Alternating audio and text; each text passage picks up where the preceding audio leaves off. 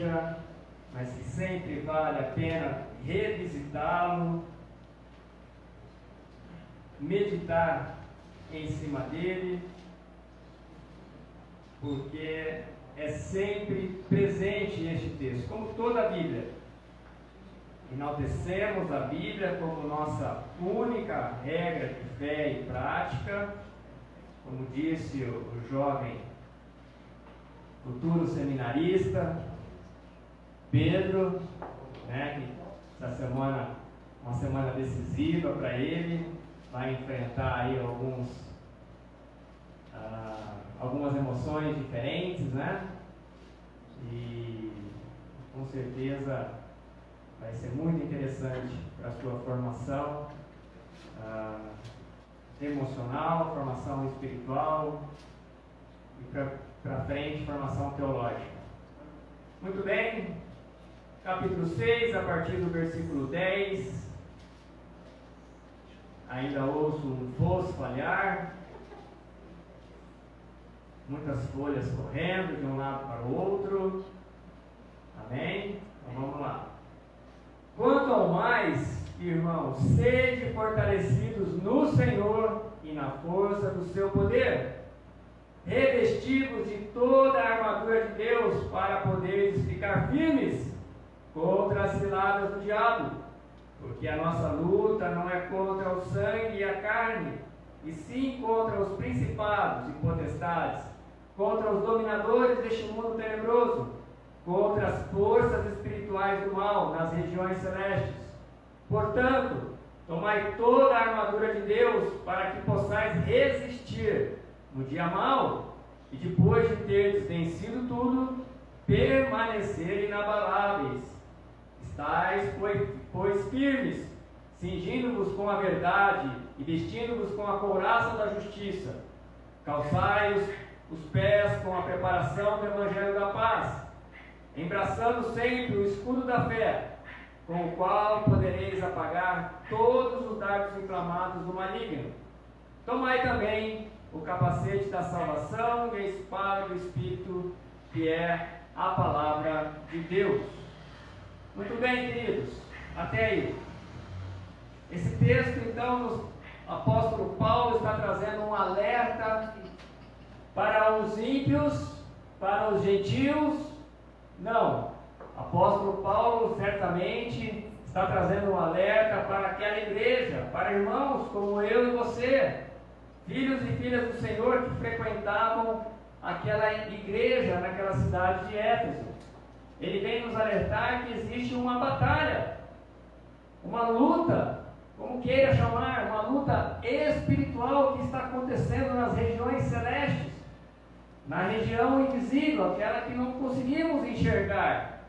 E são lutas de todo tipo de intensidade, são lutas sutis muitas vezes, intensas outras vezes, mas é fato que, se não assim fosse, Paulo não registraria que há lutas espirituais, que há uma batalha espiritual em curso. Semana passada, vocês se lembram que nós falamos sobre as tempestades, certo, Ernst? As tempestades que vêm, mas elas não são contínuas em nossas vidas, graças a Deus por isso. Elas vêm, ficam instaladas por um período e passam. Mas essa batalha, ela é permanente. Se você é um cristão genuíno, é um cristão que leva a vida de Deus a sério, você está numa batalha constante. E essa batalha envolve todas as suas dimensões da sua vida: corpo, alma e espírito. E não só você, a sua família. Envolve os seus irmãos em Cristo. Envolve toda a humanidade em todas as nações nessa batalha. Vida cristã é assim, meu irmão. É vida de batalha, e batalha permanente. Não tem como tirar férias. Não tem recesso de férias. Não tem férias anual, férias seja lá ou temporada. O que acontece é que estamos permanentemente em meio a uma batalha espiritual. E nós não podemos subestimar o poder do inimigo.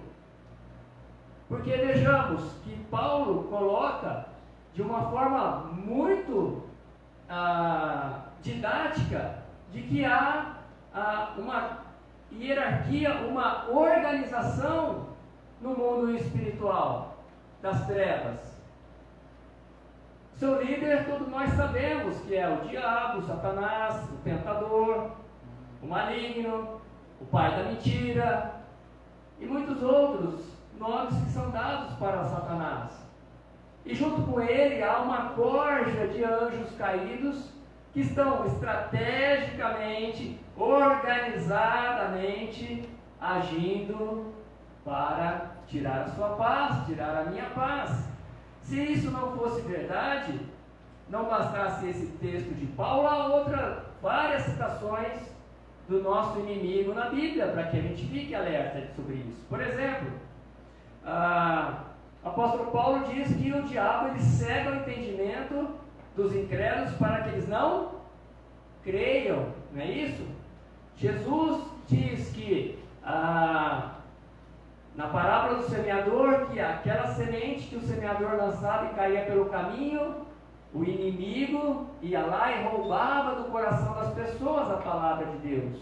Não é isso que Jesus fala? Jesus também fala que no meio do trigo foi semeado um joio, enquanto os servos, os funcionários estavam dormindo, o inimigo foi lá no meio e semeou então o joio. E daí vem então os falsos profetas, os falsos irmãos, né? Os falsos crentes que estão em nosso meio, que estão em todas as igrejas, e isso já foi predito e avisado por Jesus Cristo.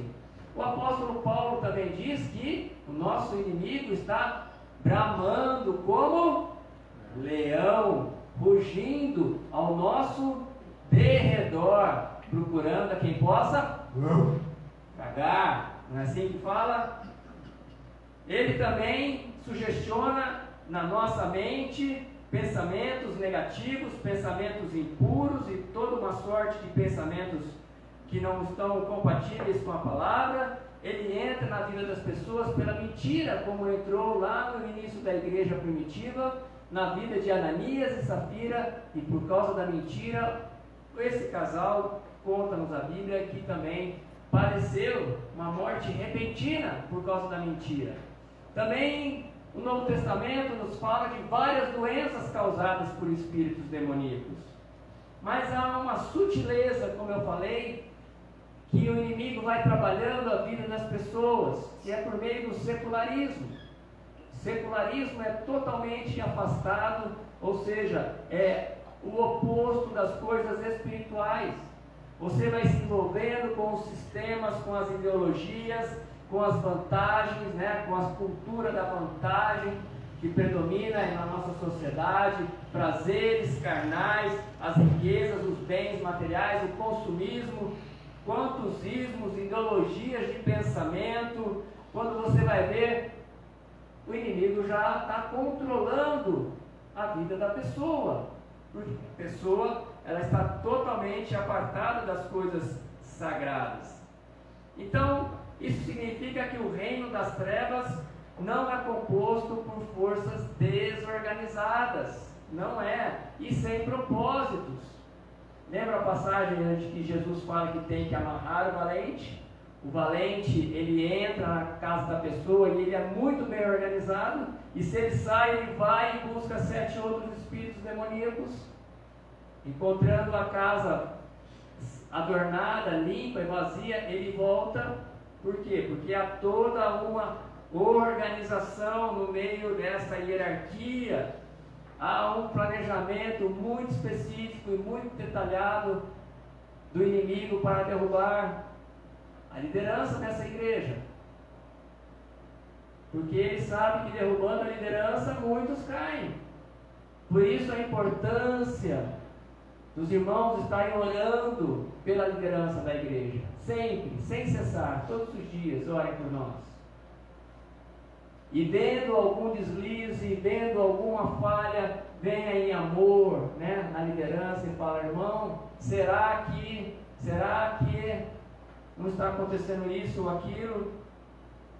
Muito bem, queridos. Paulo então enfatiza a responsabilidade que eu e você, como cristãos, temos que tomar nossos equipamentos, né? A nossa armadura espiritual que está à disposição para que a gente possa, como Paulo disse, resistir no dia mau.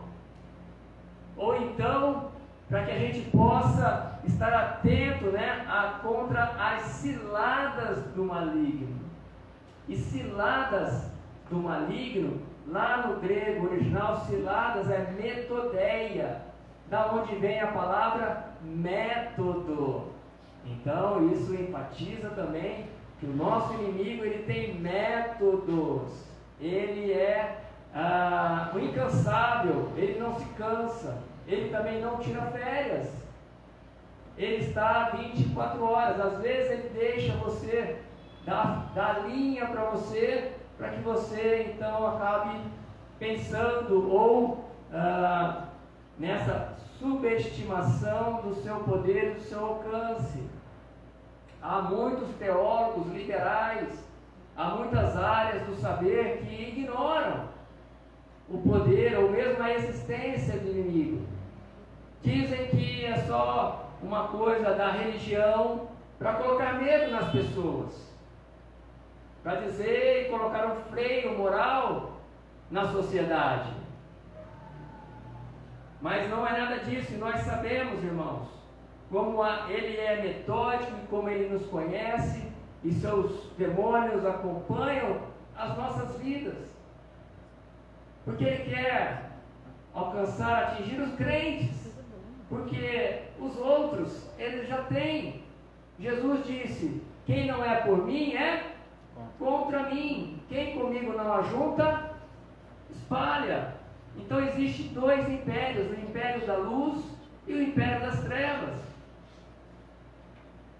Satanás, ele não quer agir no império das trevas, porque ele já está, ele quer ofuscar a luz. E nós é que estamos vivendo no império da luz. E ele, conhecendo muito bem eu e você, ele sabe os nossos pontos fracos. Ele acompanha. Ele não é onipresente, mas tem a comunicação dos demônios. Então, por exemplo, se eu dou muita ênfase à minha reputação, aquilo que as pessoas pensam de mim, eu vou ficar constrangido, eu vou ficar desconfortável com alguma crítica. Por exemplo, no meu trabalho, algum falso testemunho que levantou, e isso vai me incomodar muito, vai tirar a minha paz, e ele, sabendo disso, ele vai agir com as pessoas que já pertencem a ele, no fato, no formato de que a minha reputação me coloque em jogo perante as pessoas. Por exemplo, se eu sou uma pessoa irada, impulsiva, que preciso melhorar ainda nessas questões de comportamento, de autocontrole, fruto do Espírito Santo, ele vai colocar situações onde a minha paciência é testada. Hoje nós vemos no trânsito, por exemplo, né? Você vê pessoas fechando uma outra e saindo xingando. Às vezes até crime acontece. E ele vai nos levar a essas situações para testar e fazer com que a gente caia nessa circunstância de ira, de impulsividade. Se eu sou um crente que não sou muito adepto à disciplina, ele vai me dar um chefe que é mandão, que vai querer dar ordens.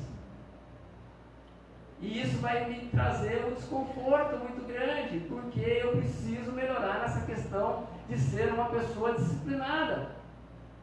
Também conhecendo, principalmente nos relacionamentos conjugais, onde nós gostamos, né? Muitos maridos aí gostam de fazer joguinho de poder. Você vai fazer isso? Então eu vou fazer aquilo para você, não é assim? Que acontece muito entre marido e mulher, mais com os homens que fazem esse jogo de poder. E com isso nos dá uma baixa tolerância à frustração. e nós então vamos perder a nossa paz, entrar em atrito, em confusão com o nosso cônjuge por causa disso. E assim vai, meus irmãos e irmãs. Há muitos outros exemplos, muitos outros dias maus, situações más, ciladas do maligno, que nós caímos que nem pato, que nem patinho, porque Ele nos conhece e sabe o nosso ponto fraco. Mas não é para a gente se conformar com os nossos pontos fracos, é para a gente superá-los. Esse é um alerta para que eu e você possamos crescer na comunhão e nesse equipamento que Deus quer nos mostrar nesse momento. Existe um pensador chinês que escreveu um livro, A Arte da Guerra, cerca de 500 anos antes de Cristo, chamado Sun Tzu. E ele falou um pouco sobre conhecer a si mesmo e o inimigo. Ele disse: se não conhece nem o inimigo, nem a si mesmo, irá sucumbir em cada batalha. E Paulo, como era muito letrado e lia muitos filósofos, pode ser que ele tenha tido contato com essa filosofia de Sun Tzu, porque ele trata de uma forma muito bem em todas as suas cartas sobre essa batalha espiritual. Também não podemos superestimar o poder do diabo. Aqui não estou fazendo apologia ao diabo, só estou colocando que não podemos subestimar, mas também não superestimar o seu poder, porque é verdade que os principados e potestades já foram derrotados e expostos publicamente ao desprezo, quando Cristo, naquela cruz, Ele cravou naquela cruz o escrito de dívida que era contra mim e contra você. Isso está em Gálatas, carta de Paulo aos Gálatas 2, 14 e 15. Ali eles foram expostos publicamente ao desprezo, mas isso não significa que eles estão inoperantes. Eles são inimigos derrotados que estão destinados ao juízo final. Mas ainda não chegou esse juízo final. E o juízo final no lago de fogo, de forma permanente. Mas ainda assim, nesse tempo ainda que nós chamamos aí, estamos aguardando a vinda de Jesus, aonde chegará esse momento, Ele vai tentar da maior forma, de todas as formas possíveis, causar o maior estrago possível na igreja nesses últimos dias. Portanto, os principados e potestades das trevas não são autônomos também. Eles não são soberanos, somente Deus é soberano. Eles não são, então eles não podem, já que eles não são soberanos, eles não podem fazer qualquer coisa. Eles têm um poder limitado de ação. E são os limites estabelecidos pelo próprio Deus. Essa é uma boa notícia. Por isso que eu falo que nós não podemos também superestimar o poder de Satanás e seus demônios. Martinho Lutero, o reformador, disse que Satanás é um cachorro na coleira de Deus, e ele só pode ir até onde Deus lhe permite ir. Um cachorro na coleira de Deus. Outro teólogo, W. Hendrickson, explica que o governo desses seres malignos neste mundo, dizendo sobre a providência permissiva de Deus, esses seres controlam tiranicamente o mundo da ignorância, do pecado e da tristeza. Muito bem, então como lutar? Como lutar, uma vez que a nossa luta não é contra a carne e o sangue? O apóstolo Paulo diz que a nossa luta não é contra a carne e o sangue, mas sim contra os principados, as potestades, os dominadores deste mundo tenebroso, as forças espirituais do mal. Nós vamos precisar então das armas espirituais, de armas espirituais para lutar esse embate. Primeiro, o versículo 10, Paulo já nos dá uma boa introdução no assunto. No demais, irmãos, fortalecei-vos no Senhor e na força do seu poder. Fortalecei-vos no Senhor e na força do seu poder. Isso é necessário para a guerra, irmãos, porque o sofrimento espiritual pode ser forte, mas no Senhor implica, em Ele sendo essa a nossa fonte, nós poderemos resistir em todo o tempo. O versículo 13 quer dizer uma consequência desse fortalecer no Senhor, que é pegar toda a armadura de Deus, toda, completa. Não pode faltar nenhuma peça nessa armadura, tem que ser completa, para poder resistir nesse dia mau. E depois de terem vencido tudo, permanecer inabaláveis. Ao mesmo tempo em que Paulo diz que nossa luta não é contra carne e sangue, ele identifica então, irmãos, que nossos verdadeiros oponentes ainda se preocupam em explicar como devemos lutar essa guerra. Sendo, pois, então, um conflito espiritual, nós devemos nos armar com todas as armas espirituais. Isso está em 2 Coríntios 10, 4 e 5. Porque as armas da nossa milícia não são carnais, reforçando, mas sim poderosas em Deus, para a destruição de fortalezas, destruindo os conselhos e toda altivez que se levanta contra o conhecimento de Deus, e levando cativo todo o entendimento ou a obediência a Cristo, irmãos. E a gente vê que quando você quer lutar com o inimigo sem essas armas espirituais, acaba acontecendo coisa ruim. E lá na igreja primitiva, o evangelista Lucas diz em Atos 19 que haviam certos judeus que começaram a fazer a prática do exorcismo, de expelir demônios. E aí no versículo seguinte ele diz que eram os filhos de Seba, os 7 filhos de Seba. E certa vez ele foi expelir um demônio, e o demônio, escuta essa, irmãos, o demônio falou assim para eles: eu conheço Jesus e conheço Paulo, mas quem são vocês? Porque ele estava expulsando em nome de Jesus que Paulo pregava. Aí certa feita, eu conheço Jesus e conheço Paulo, mas quem são vocês? E aí o versículo seguinte diz que o homem, possuído pelo espírito maligno, saltou em cima deles e os atacou com tanta violência que fugiram da casa, despidos e feridos. A batalha precisa estar muito bem equipado para a batalha espiritual. Não adianta ter conhecimento próprio, intelectual, para a gente poder batalhar nesse mundo espiritual, meus irmãos. Precisamos estar habilitados para resistir no dia mau, habilitados para ficarmos firmes contra as suas ciladas. Quando Paulo então cita essa armadura, ele tinha em mente um soldado romano. Paulo usa muito a figura militar ou a figura de esportistas para poder enfatizar de forma metafórica o seu conhecimento. E ele tinha muito conhecimento porque era um homem muito letrado. Mas vejam que essa metáfora denota o revestimento do Senhor Jesus que o crente deve ter. Nós vamos ver as partes dessa armadura e isso tudo tem a ver com o relacionamento de Deus ou do crente, do cristão com Deus. Todas as partes da armadura são pertencentes ao caráter de Cristo, ao caráter de Cristo que nós devemos buscar no dia a dia. E são adquiridas pelo crente através do Espírito Santo.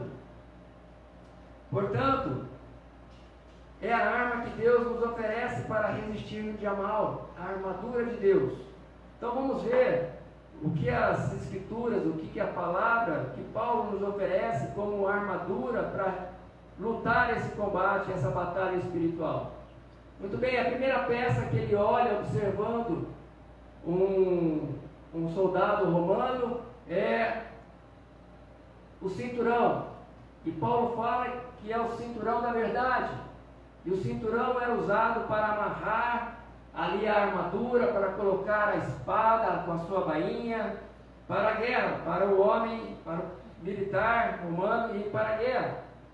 É verdade que essa verdade não poderia muito bem significar a verdade moral, a verdade ética que nós devemos ter.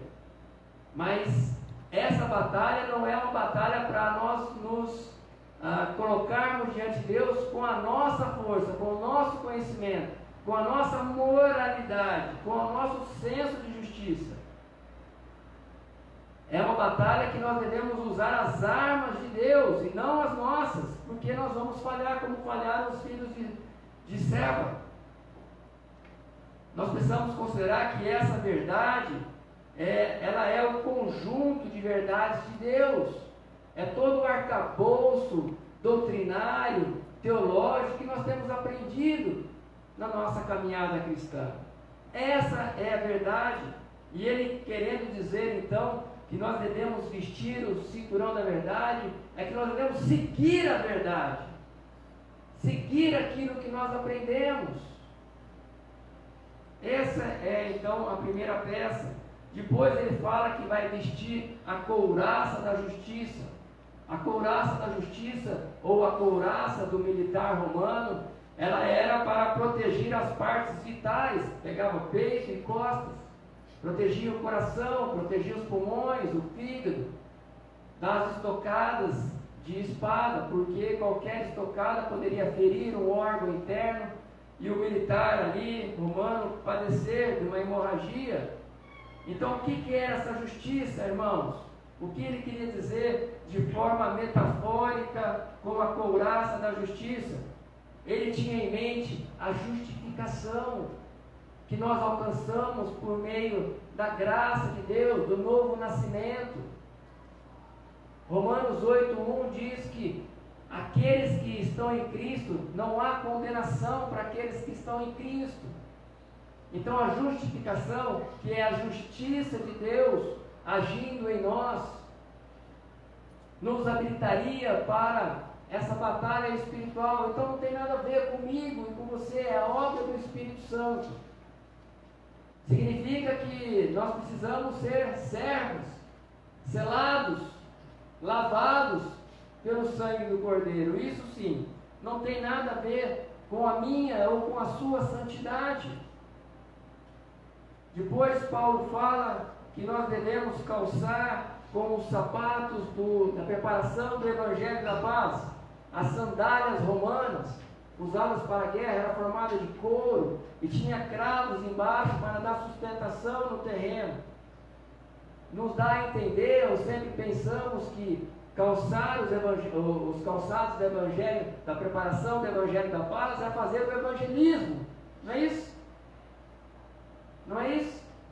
Mas não tem a ver com o que eu faço, mas com o que o Espírito Santo faz em nós e nos capacita para essa guerra. É preferível, então, a interpretação de que Paulo refere-se à paz com Deus, a paz que nós temos com Deus, conosco mesmos e com o nosso próximo. A paz, a certeza, a consciência plena da aceitação da parte de Deus, onde quer que nós estejamos. Sabemos que somos aceitos por Deus, então temos paz. Essa é a paz que você precisa para uma batalha. Você precisa estar ciente de que Deus já preparou todas as coisas para você e que você pode seguir em paz. Porque, aliás, se existe uma manchete celestial, futurística, profética, é que essa batalha já foi vencida por todos os crentes. Você é um vencedor. Você que é lavado, lavada, justificado pelo sangue de Jesus naquela cruz, você é um vencedor. Mas isso não importa, não impede que você se submeta às batalhas, sejam elas de toda intensidade for. Aí seguindo, Paulo fala sobre a fé, o escudo da fé. O escudo era um escudo muito grande que defendia praticamente o corpo inteiro do soldado e era formado por madeira, lona, couro também. Aqui o apóstolo Paulo refere-se à fé salvífica, a fé que nos levou, que produziu em nós, dada por Deus, que produziu em nós entrega total da nossa alma, a alma do crente, a Cristo. É a crença em Cristo, de que Ele, como Senhor, domina a nossa vida, Ele controla, Ele dirige, Ele governa a sua e a minha vida. Você tem fé que Cristo faz tudo isso na sua vida? Governa, domina, dirige, controla a sua vida? Isso é uma realidade na sua vida? Então essa é a fé que Deus está te dando, que Deus tem colocado em você, para te capacitar para esta batalha. O apóstolo Paulo diz em Efésios 2,8 que nós somos salvos pela graça, por meio da fé, e isso não vem de vocês, é uma dádiva de Deus. Efésios 2,8, Efésios 3,12, Paulo diz: em Cristo temos ousadia e acesso a Deus com confiança mediante a fé nele. O capacete da salvação, o capacete era ou de couro ou de metal para proteger a cabeça do militar romano. Tem a ver com a salvação do crente, recebida pela graça divina. Você vê como as coisas se encaixam? Fé salvífica, o capacete da salvação, e uma vai decorrendo da ação do Espírito Santo na vida dos cristãos verdadeiros. A salvação do crente, recebida pela graça divina, então, mediante a fé, é o que o livra dos ataques aterradores do diabo. Ele é uma proteção divina para o guerreiro que é crente, cristão, crente. Quando a pessoa é salva da morte e do pecado através de Cristo, ela está escondida em Cristo e o diabo não lhe toca, não lhe toca. Mas podemos estar envolvidos na guerra, mas ele não nos toca. A última peça para sermos completos, como o Paulo fala, vestimos de toda ou da armadura completa, é a palavra de Deus, que ele fala que é a espada do Espírito. E a espada, ela pode ser um objeto tanto de ataque quanto de defesa. Nos dá a entender aqui no texto que ela é mais usada como um instrumento de defesa. Paulo então está querendo nos dizer que usando a espada, certamente ele estava falando da atuação do Espírito na vida do crente, a atuação do Espírito em nossas vidas, de tal forma que a palavra de Deus se torna uma força viva diária. A palavra de Deus, como nós dissemos, no dia da Bíblia, a palavra é uma força viva diária na sua vida, torna eficaz em nós e torna vigoroso o uso que fazemos dela. Você tem desejo de leitura da palavra de Deus? Você tem desejo e vai até a palavra de Deus? Amém? Diariamente? Tem sido eficaz na sua vida? Amém? Assim é a espada, meus irmãos. Se ela pode ser um instrumento útil ou inútil. Depende do uso que você faz dela. É como a palavra de Deus. Costumo dizer, se fechado é mais um livro qualquer, numa estante ainda vai ficar só juntando pó, mas aberta é a boca de Deus falando. Se você não tem desejo de ler a palavra de Deus diariamente, peça ao Espírito Santo, porque é Ele que vai produzir isso em nós. O esforço, a parceria que fizemos com o Espírito Santo na obra de santidade, de santificação das nossas vidas, isso está no contexto de pedirmos para Ele desejo de orar, desejo de ler a palavra de Deus. E tem um versículo ainda muito interessante, o versículo 19, que nós não lemos, que diz o seguinte, versículo 18: Orem no Espírito em todos os momentos e ocasiões. Orem no Espírito em todos os momentos e ocasiões. Será que Paulo estava querendo dizer com isso? Ele praticamente fechou o assunto com essa afirmação: orem no Espírito em todos os momentos e ocasiões. No contexto de batalha espiritual. Certamente ele estava querendo dizer, porque quando nós estamos com essa disposição de estar orando na nossa mente em todo o tempo, nós estamos vigilantes e alertas contra todas as ciladas que vão se colocando no nosso dia a dia. Não é assim? Alguém se livrou de uma cilada hoje?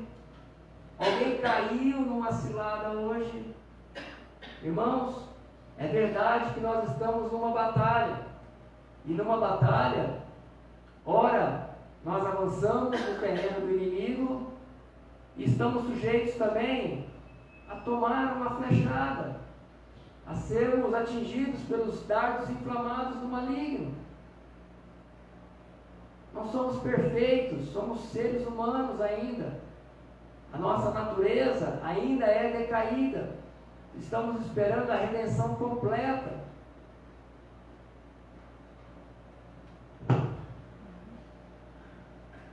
Eu já ouvi dizer que o exército cristão é o único exército que deixa os seus feridos para trás. Não é isso? Já ouviram falar sobre isso? O exército cristão é o único que deixa os seus feridos para trás. E eu não quero que isso seja uma realidade nessa igreja. Essa igreja não é uma igreja de super crentes, de gente perfeita. E creio que você que também está nos acompanhando também não é perfeito. Por isso que Deus nos deixou uma provisão muito importante. Muitas pessoas começam a colocar nas costas do diabo tudo que as pessoas caem no pecado. Foi o diabo. Não, foi o diabo que fez isso. Fulano de tal está adulterando. Entrou o espírito de adultério na vida dele. O diabo está levando a culpa de todas as coisas. Será? A palavra de Deus Deus diz que os pecados imorais é fruto da nossa carne. Todos os pecados imorais é fruto da nossa carne. Como é que pode ser o diabo então? Aliás, o diabo é um dos nossos adversários. Existem a nossa carne, que nós lutamos contra a nossa carne diariamente também. Lutamos contra os sistemas desse mundo, contra os pensamentos, as filosofias desse mundo que querem nos desestabilizar, nos afastar de Deus, corromper os nossos bons costumes, corromper a palavra de Deus que está em nós, a moralidade, a ética cristã. O que você e eu precisamos quando levamos um dardo do inimigo, ou quer dizer, nós caímos, pecamos, erramos, como eu hoje errei com meu filho, precisamos nos arrepender. Não é questão de luta espiritual, é questão de arrependimento. E para todos aqueles que se arrependem, que foram atingidos pelo dardo inflamado chamado pecado, o remédio não é libertação, não é sai desejo, espírito que me causa desejo de ver pornografia, sai espírito que me causa vontade de mentir. Não vai sair, porque não tem espírito causando isso. Isso aí só vai sair quando você se arrepender dessas questões. Quando nós nos arrependermos. E eu fiz o exercício direitinho, fui lá, filho, me perdão, perdoe pai, olha o que aconteceu, ó, vamos analisar. De antemão, perdoa papai, mas vamos analisar as coisas.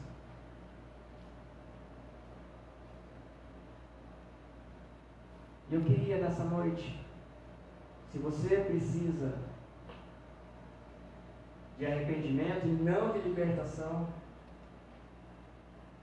pelo que eu vi, todo mundo está ciente da batalha, todo mundo foi estando consciente, justificado, lavado, todo mundo justificado, não há mais condenação.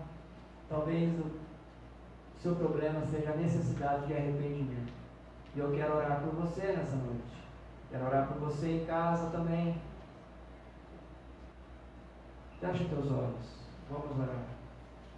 Agora é o momento de você confessar a sua falha, confessar o seu pecado diante de Deus. O maligno armou toda a situação, toda a armadilha, toda a cilada foi armada, muito bem organizada. E dessa vez você caiu. O que você precisa então é confessar o seu pecado.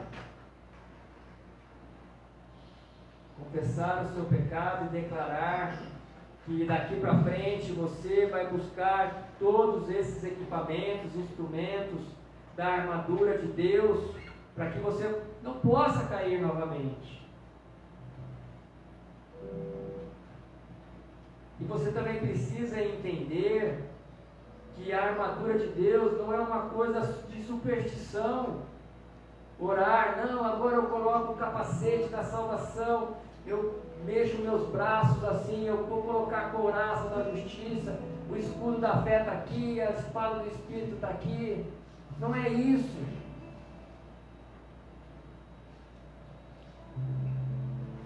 Vestir a armadura completa de Deus é se relacionar com Deus, é se envolver com Deus e com a obra do Espírito Santo, é ser um parceiro do Espírito Santo, é permitir um pouco mais hoje, nesta noite, que o Espírito Santo se apodere, domine, dirija, governe a sua vida. Será que não é isso que você precisa nessa noite? Confessar o seu pecado. E uma vez confessado, já começa agora, já se armando novamente com toda a armadura de Deus, completa.